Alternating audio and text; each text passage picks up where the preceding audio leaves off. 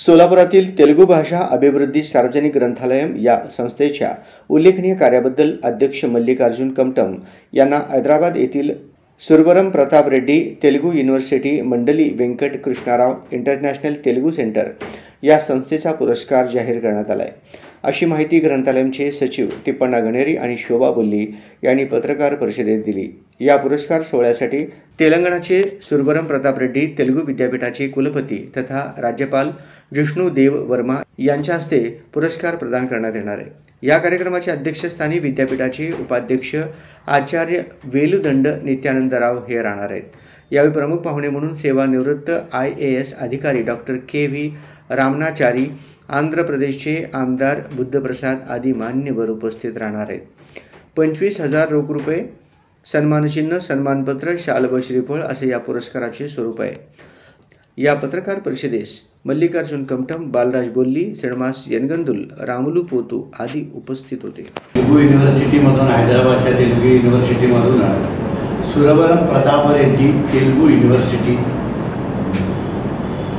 यांच्याकडून आम्हाला तेलुगू तुम्ही भाषा प्रचार आणि प्रसार केला आणि कार्यक्रम वगैरे तुम्ही सतत कार्यक्रम केल्या म्हणून आमच्या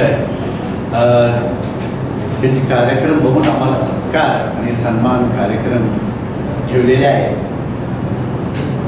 13 तारखेला, येत्या 13 तारखेला। तर या सन्मान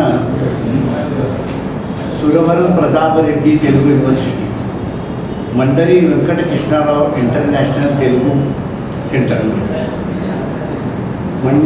मंडली वेंकट कृष्णाराव हे तेलुगू भाषेसाठी भयंकर त्याने प्रचार केले आणि आपलं आंध्र प्रदेश सोडून, तेलंगणा सोडून तिथे परप्रांतात राहणाऱ्या तेलुगू लोकांना पण तेलुगू शिकावं म्हणून ते तेलुगू लोकांना अडीअडचणी जाणून घेण्यासाठी त्यांनी नेहमी 1-2-4 वर्षाला एकदा पोट्टी श्रीरामुलू युनिव्हर्सिटीच्या माध्यमातून इथं कार्यक्रम करत होते। आमच्याकडं 2010मध्ये तेलुगू युनिव्हर्सिटीच्या माध्यमातून पोट्टी श्रीरामुलू नाव होतं तेव्हा हे आपल्याकडं कार्यक्रम झाले।